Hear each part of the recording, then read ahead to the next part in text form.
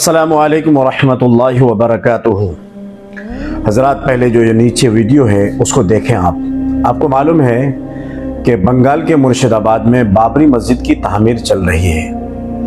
अब इसके ताल्लुक से लोगों की अलग अलग राय है। कुछ लोग अच्छा कह रहे हैं, कुछ लोग इसके ताल्लुक से बुरा भी कह रहे हैं। हालांकि आप अगर देखें तो इसमें कुछ ना कुछ साजिश भी लग रही है। हो सकता है कि मस्जिद खुलूस नियत के साथ भी बना रहा हूँ, लेकिन जो नीचे वीडियो में कह रहा है, मैं तो इसकी बातों से थोड़ा सा मुत्तफिक हूँ, क्योंकि बीजेपी की आदत है कि वो गेम खेलने में माहिर है। जब भी इलेक्शन आता है या जिस स्टेट में उसका जीतना मुश्किल नज़र आता हो, वहाँ वो गेम खेलता है। कुछ ना कुछ, या तो कोई भी ऐसा फितना फैला देता है, लोगों में नफरत पैदा कर देता है, फिर वहाँ जाकर वो इलेक्शन जीत जाता है।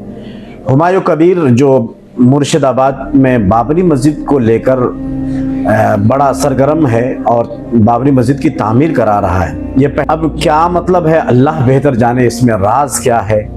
मुझे तो थोड़ा शक हो रहा है कि यूपी में राम मंदिर बना के बीजेपी वाले जीत गए कि हमने राम मंदिर बनाया। हालांकि ये कोर्ट के जानिब से फैसला आया था, लेकिन उन्होंने सारा क्रेडिट अपने सर ले लिया कि बाबरी राम मंदिर हमने बनाया, तो लोगों ने उसको वोट दिया और जिताया। कहीं ऐसा ना हो कि बंगाल में जो ममता दीदी सीएम है और बेहतरीन सीएम है, सेकुलर सीएम है, सबके उनकी हुकूमत बेहतर हुकूमत है, कहीं ऐसा ना हो कि बीजेपी की साजिश और प्लानिंग हो ममता को हुकूमत से हटाने के लिए, और यूपी में राम मंदिर बना के जीत गया और मुर्शिदाबाद में कहीं बाबरी मस्जिद बनाकर ये जीत ना जाए। कोई ना कोई साजिश तो है, इसके पीछे कुछ राज तो है। हुमायूं कबीर पहले बीजेपी की तरफ से लड़ रहा था, उसके जानिब से कैंडिडेट था, एमपी के लिए भी खड़ा हुआ था शायद। अब जाकर के वो टीएमसी में था, टीएमसी से उसको निकाल दिया। फिर क्या मतलब, इसके दिल में अचानक ये ख्याल आया कि बाबरी मस्जिद बनाए।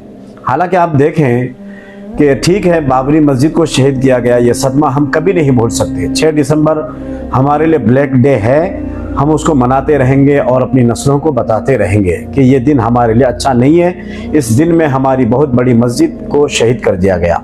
लेकिन कितनी मस्जिदें हैं जो आबाद नहीं हैं हमारे मुआशरे में, अपने मोहल्लों में ज़रा जायज़ा लो, कितनी मस्जिदें हैं। और मस्जिदों में नमाजियों की तादाद देखो आप, एक सब भी बहुत सारी मस्जिदों में कंप्लीट नहीं होती।